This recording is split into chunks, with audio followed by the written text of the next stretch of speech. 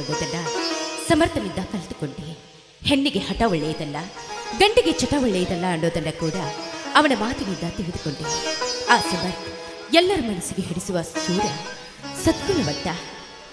ಒಂದು ವೇಳೆ ನಾನು ಬದುಕೋದಾದ್ರೆ ಸಮರ್ಥನ ಸತಿಯಾಗಿ ಬದುಕಬೇಕು, ಇಲ್ಲವಾದ್ರೆ ಯಮಲೋಕದ ದಾರಿ ನೋಡಬೇಕು. ಇದೇ ನನ್ನ ಕೊನೆಯ ನಿರ್ಧಾರ.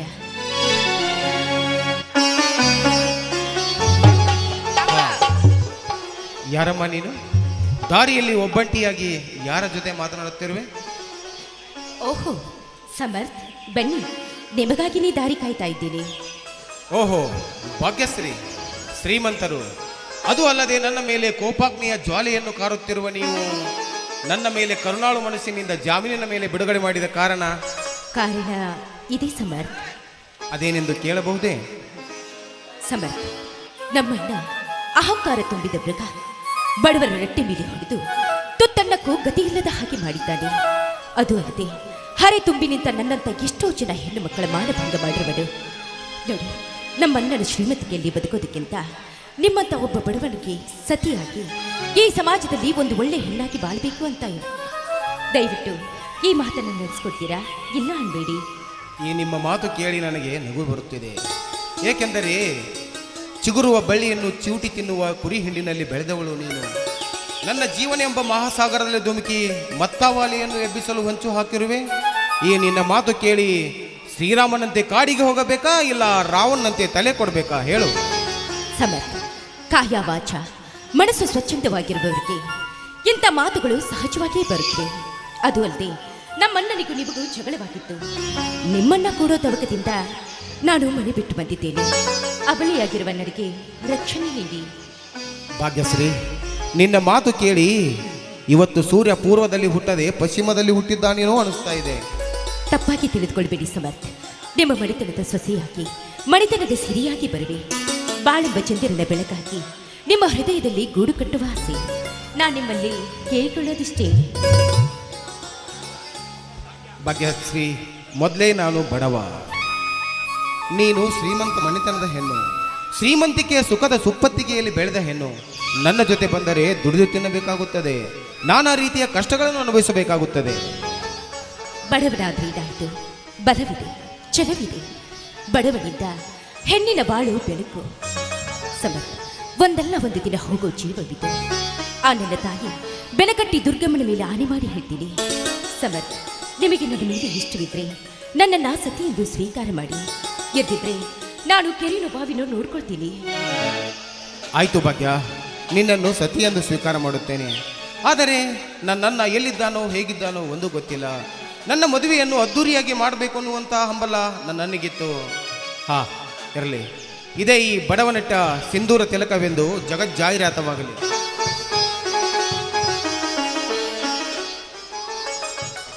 ಸಮರ್ಥ, ನನ್ನ ಹಣೆಗೆ ಕುಂಕುಮವನ್ನಿಟ್ಟು ನನಗೆ ಮುತ್ತೈದೆ ಸ್ಥಾನ ಕೊಟ್ಟಿದ್ದೀರಿ. ಅದೇ ರೀತಿ ಈ ಪಂಜರದ ಗಿಳಿಗೆ ಹಾರಲು ಸ್ವತಂತ್ರ ಕೊಟ್ಟಿದ್ದೀರಿ. ಈಗ ನನ್ನ ಮನಸ್ಸು ಸೂರ್ಯನ ಬಿಸಿಲಿಗೆ ಅರಳಿದಂತಾಯಿತು. ಏ ಹುಚ್ಚಿ, ಒಂದು ಗಂಡು ಒಂದು ಹೆಣ್ಣು ಹೇಗೆ ಸೇರಬೇಕು ಅಂತ ಹೇಳಿ ಆ ದೇವರು ಬರದೇ ಕಳಿಸಿರುತ್ತಾನೆ. ಅದರ ಬಗ್ಗೆ ಏನು ಚಿಂತೆ ಮಾಡಬೇಡ. ಅದನ್ನ ಮುಂದೆ ನೋಡಿದ್ರಾಯ್ತು. ಈಗ ನಿಮ್ಮನ್ನ ಕೇಳಿ ನನ್ನ ಮನಸ್ಸು ಕುಣಿಬೇಕೆಂದೆನಿಸ್ತಾ ಇದೆ. ಹಾ, ಇದೇ ಸಂತೋಷದ ಸಮಯದಲ್ಲಿ ಒಂದು ಹಾಡನ್ನು ಹಾಡಬಾರ್ದು?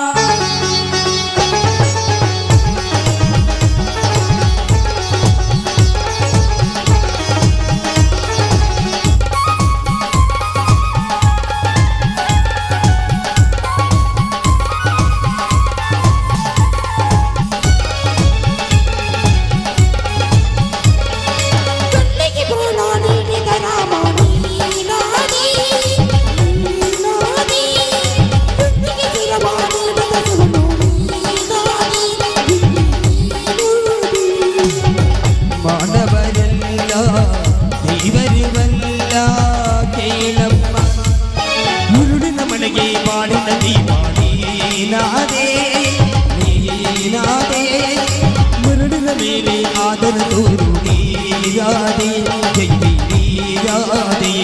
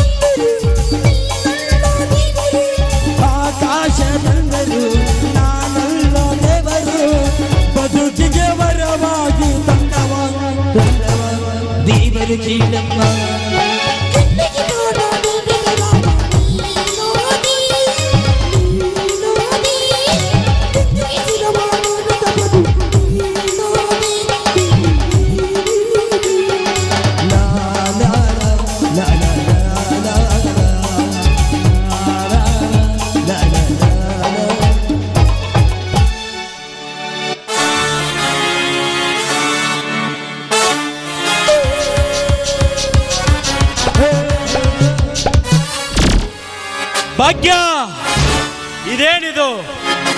ಚೆಲುವಿನಲ್ಲಿ ನಾನೇ ಸುರಸುಂದರಿ ಎಂದು ಸಿಕ್ಕ ಸಿಕ್ಕ ಗಂಡಸಿನೊಂದಿಗೆ ಚಕ್ಕಂದವಾಡಲು ಬಂದಿರುವೆಯಾ ಈ ಸುಂದರವಾದ ವನಕ್ಕೆ? ಇಡೀ ಊರಿನ ಜನರೇ ನನ್ನನ್ನು ನೋಡಿ ತಲೆ ತಗ್ಗಿಸುತ್ತಿದ್ದರು. ಇಂದು ನನ್ನ ತಲೆ ತಗ್ಗಿಸುವಂತೆ ಮಾಡಿದ್ದೀಯಾ? ಈ ಬಡ ಬಿಕಾರಿಯ ಕೈಯನ್ನು ಹಿಡಿದು ಹಾಡಿ ಕುಣಿಯಲು ನಾಚಿಕೆಯಾಗುವುದಿಲ್ಲವೇ ನಿನ್ನ ಜನ್ಮಕ್ಕೆ?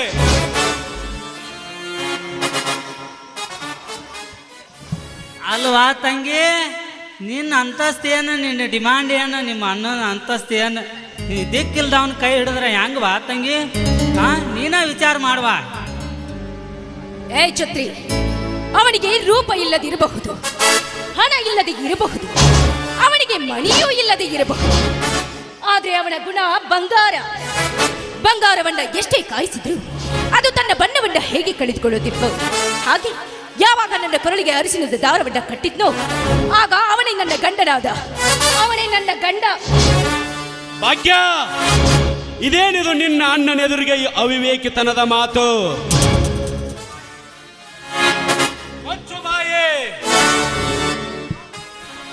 ಹತ್ತೂರ ಒಡೆಯನಾದ ಈ ಪ್ರಶಾಂತ್ ಗೌಡನ ಆಶ್ರಯದಲ್ಲಿ ಬೆಳೆದ ಹೂವು ನೀನು. ಸೂರ್ಯನೇ ನಾಚಿಸುವಂತಹ ವರನೊಂದಿಗೆ ನಿನ್ನ ಮದುವೆ ಮಾಡುತ್ತೇನೆ. ಈ ಅಣ್ಣನನ್ನು ಎದುರು ಹಾಕಿಕೊಂಡು ಏನು ಸಾಧಿಸುವೆ ಈ ಜಗದಲ್ಲೇ? ಅಣ್ಣ ಶ್ರೀಮಂತನಿರಲಿ ಬಡವನಿರಲಿ, ಈ ಭೂಮಿ ಮೇಲೆ ಹುಟ್ಟಿದ ಪ್ರತಿಯೊಂದು ಜೀವಿಗೂ ರಕ್ತ ಒಂದೇ, ತಿನ್ನೋ ಅಣ್ಣ ಒಂದೇ. ಈ ಭೂಮಿ ಮೇಲೆ ಯಾರು ಶ್ರೀಮಂತರು ಅಲ್ಲ, ಯಾರು ಭಿಕಾರಿಯರು ಅಲ್ಲ, ಎಲ್ಲರೂ ಸೇರಿ ಸರಿ ಸಮಾನರು. ಸದ್ಗುಣವಾಗಿ ನಿಷ್ಠೆಯಿಂದ ಮತ್ತೊಬ್ಬರ ಕಷ್ಟದಲ್ಲಿ ಭಾಗಿಯಾಗ್ತಾನಲ್ಲ, ಅವನು ನಿಜವಾದ ಶ್ರೀಮಂತ. ಭಾಗ್ಯ, ಮಚ್ಚು ಬಾಯೇ, ನನಗೆ ಬುದ್ಧಿ ಮಾತು ಹೇಳಲಿಕ್ಕೆ ಬರ್ತೀಯಾ? ಎಂಜಲು ಕೂಳು ತಿಂದು ಬೆಳೆದ ಈ ಬಡ ಬಿಕಾರಿಯ ಕೈಯನ್ನು ಹಿಡಿದಿದ್ದೆಯಾದರೆ ಸೂತ್ರವಿಲ್ಲದ ಗಾಳಿಪಟದಂತಾಗುತ್ತದೆ ನಿನ್ನ ಜೀವನ. ಏ ಗೌಡ, ಎಚ್ಚರ. ನನಗೆ ಎಚ್ಚರ ಹೇಳ್ತೀಯಾ? ಹುಚ್ಚು ನಾಯಿ, ನಾಲಿಗೆಗೆ ಲಗಾಮು ಇಲ್ಲದಂತೆ ಮಾತನಾಡುತ್ತಿರುವೆಯಲ್ಲ. ಈ ಭೂಮಿಯಲ್ಲಿ ಸೂರ್ಯ ಚಂದ್ರ ಇರುವವರೆಗೂ ಕೂಡ ನಿಮ್ಮ ತಂಗಿಯನ್ನು ನಾನು ಬಿಡಲ್ಲ. ಲೇ ಬಡಪಾಯಿ ಸಮರ್, ನಿನ್ನ ಪುಂಗಿನಾದಕ್ಕೆ ಸರ್ಪವನ್ನು ಬುಟ್ಟಿಯಲ್ಲಿ ಹಾಕಿಕೊಂಡಿರಬಹುದು, ಆದ್ರೆ ಈ ಸಮರ್ಥನ, ಈ ಪ್ರಶಾಂತ್ ಗೌಡನ ಎದುರಿಗೆ ನಿಂತು ಮಾತನಾಡುವ ಧೈರ್ಯವೇ ನಿನಗೆ? ಲೇ ಸಮರ್, ಇಲ್ಲಿಂದ ಹೋದರೆ ಸರಿ, ಇಲ್ಲವಾದರೆ ಹೊರಟು ಹೋಗಲು ಬಂದಿಲ್ಲ ಗೌಡ. ಇನ್ನು ಮುಂದೆ ಇವಳು ನಿನ್ನ ತಂಗಿಯಲ್ಲ, ಅಗ್ನಿ ಸಾಕ್ಷಿಯಾಗಿ ಕೈ ಹಿಡಿದ ನನ್ನ ಸತಿ. ನೀನೇ ಇಲ್ಲಿಂದ ಹೊರಟು ಹೋಗು. ಲೇ ಸಮರ್, ಏಯ್, ನಾಯಿಯಂತೆ ಕಿರ್ಚಾಡ್ಬೇಡುವ ಕತ್ತೆ, ಮೊದಲು ಇಲ್ಲಿಂದ ಜಾಗ ಖಾಲಿ ಮಾಡು. ಹೋಗುತ್ತೇನೆ ಸಮರ್ಥ್, ಹೋಗುತ್ತೇನೆ. ಇನ್ನು ಸೂರ್ಯ ಮುಳುಗಿಲ್ಲ. ನಿನಗೊಂದು ಗತಿ ಕಾಣಿಸದಿದ್ರೆ ನನ್ನ ಹೆಸರು ಪ್ರಶಾಂತ್ ಗೌಡನೇ ಅಲ್ಲ. ಕಾಂತ್ರೆ, ನಡೆ ಹೋಗೋಣ. ಗೌಡ್ರ,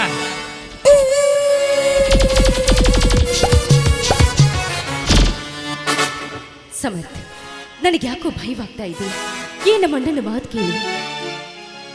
ಭಾಗ್ಯ, ಇಂಥ ಬಂಡ ಶ್ರೀಮಂತರಿಗೆ ಹೆದರುವುದು ಬೇಡ. ನಡೆ, ಅರಮನೆಯಂತ ಹುಲ್ಲು ಗುಡಿಸಲಿಗೆ ಹೋಗೋಣ. ಸರಿ ಬನ್ನಿ.